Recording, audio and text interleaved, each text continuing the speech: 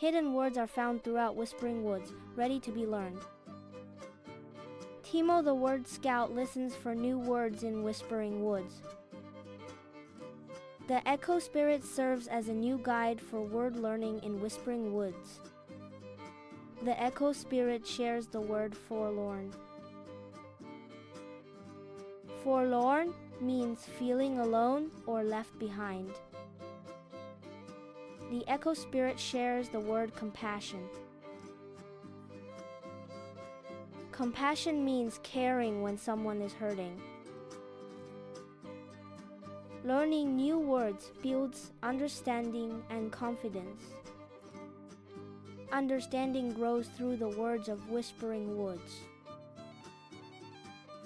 Timo the Word Scout continues learning through new words and ideas, ready for more discovery.